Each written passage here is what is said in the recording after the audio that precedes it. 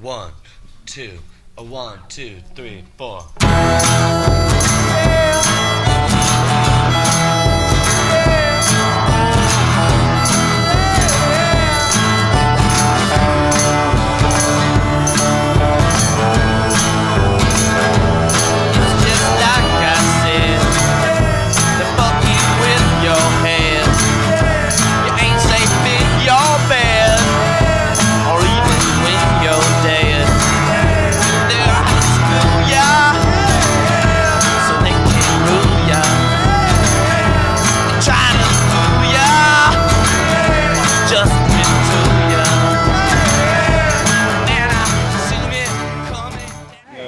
Read between the lines and stop, leaving, I guess what they want the media to have us. Yeah, the way that I think about it, I used to think that like the people that study JFK conspiracies were crazy people. That's what you're told to believe when you're young, and you think they're not real researchers and they're just whatever, crazies. But after learning about 9/11, I went back and looked at that, and I saw that, oh wait, this is obvious. Obviously, it's a cover-up. And then with Martin Luther King and with Robert F. Kennedy, so they can do that. They can pull off a crime like that and get people not to look at and cover it up effectively. Yeah, it's just Definitely is brainwashing, filtering in. And if you're ever educated, the puzzling thing about it all and the frustrating thing about it all, because there are some things about what happened on 9/11 that it could possibly be what you guys were representing or trying to get out there, and could have been the other thing. I served in the military, so I served at that time, and I tell you what, when it all happened, I was like, I was on that wagon and kind of like gung ho and like well, everybody's let's do it, let's blow it up, let's wipe it out, let's go get them. But then you start thinking about it more, and you start really paying attention, and it didn't work out for me in the military so much because I questioned it. I questioned a lot of things. So I said, wait a minute. Can't do that.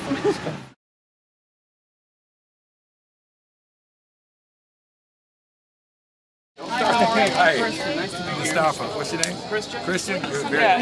Sandy. Nice meeting you. Yes, ma'am. We're with the local 9/11 church group. Okay. So for all a right. few years we've been, walking the streets. We get on the bridges above, and hold our sign and give out DVDs, and we got some free stuff. Okay. Well, give me some free sound. I don't know if you've heard the story. I have. In fact, I do have some DVDs about that. And we have on the cusp in your speech. I thought you need to approach him. Yeah.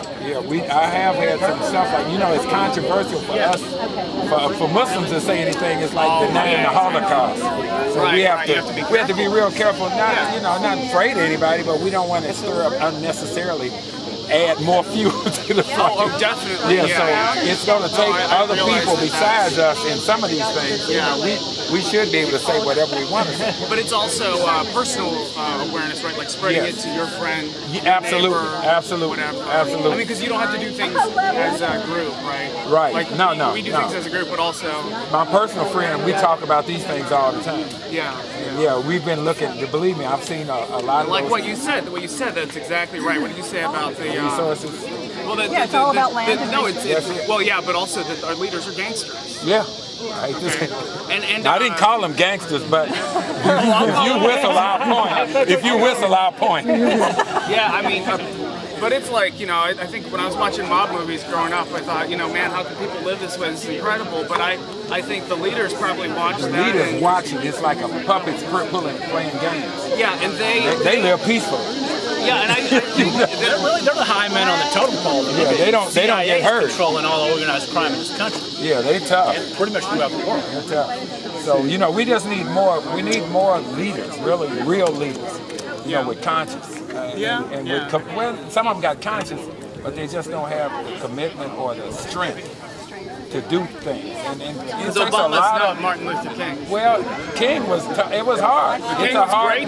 He was. I was listening to his speeches the other day. He was talking about poverty in Memphis or wherever. But it was amazing listening to his speech. It was very intellectual and. It was well out beyond his time. Yeah. And probably wasn't beyond the time. It's just people weren't ready for that and didn't understand it. And as most peace movements are. People don't understand that. They think it's inspired. It's agitators. Remember, they used to call them communist inspired and all that kind of stuff. Now, if you say it's wrong in Burma, Iraq, or somewhere in the Middle East, you're a terrorist supporter and this type of stuff. So it's the same kind of language. We know all about it. Yeah. So another reason that we like to spread the 9/11 message is that, like, for me, once I found out about 9/11, I found out there's a conspiracy to kill Kennedy. And that's real obvious. But they were effective in hiding it. Terrorist attackers, that's the truth, right? The official story has no basis in reality. So, how about just break it down to the simple, just the most basic. How about Building 7, a 47-story building? That would be a massive skyscraper, be one of the tallest ones in our city. 47-story building, never hit by a plane or anything. 5:23 p.m. that day, came down in 6.5 seconds. This is something that would take demolition. There's only a few companies in the entire world that can pull off something like that with the controlled demolition. And here it happened, no plane ever hit it. 47-story buildings comes down in 6.5 seconds. I'm a student of conspiracy theories. It requires tremendous conspiracy to pull something like this. But that's not an argument. That's not an argument. No. Let's talk physics. Let's talk science. Let's talk reality, and not what we think. How we think humans are good and can't work together. There are 900, and this is growing. 900 engineers and architects who just want to open the investigation of 9/11. That's all we ask. That's all we ask. This is what that's about. Terrorists did it.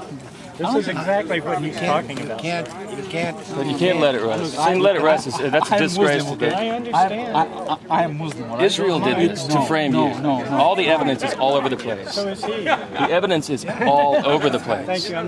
I'm just telling you, if you look at the evidence and beyond what you think should be the case, there's no evidence. Why do you believe the official story? Why do you believe the terrorists? What evidence makes you think the terrorists flew planes into this tower? Because I lost some of my friends there. But that doesn't, how does that doesn't... I know losing somebody is no relevant. The truth is terrorists are things. Yes, terrorists did. It wasn't Muslims. 7 of the 9 alleged hijackers are still alive. Osama bin Laden is not on the FBI's most wanted list for 9/11 because they admit that they don't have any hard evidence against it. There's no basis. The official story has no basis in reality. Okay, so what is the agenda? What is your agenda and what is their agenda? There's many agendas, I think, but a big part of it is all these constant wars that we have now. That everybody around the world was cheering on, let's go kill them, let's go get Muslims, let's go kill them. Yeah, but it's us Muslims, some of the bad ones, bad apples have done this. Is Israel that, in my opinion, from all the research that I've done, they have different opinions in this group. In my opinion, from all the research I've done, it's crystal clear that it was Israel and Mossad who orchestrated it, and along with the CIA, FBI, all that, they worked together on this. And this is a history of them demonizing Muslims. Israel has done this for so long. In on it. There will be no rumors, no leak. No, that's wrong. How could you say that? That's impossible. How can you speak out in favor of the people who have taken Palestine from a country and shrunk it down into a prison camp? In favor of them.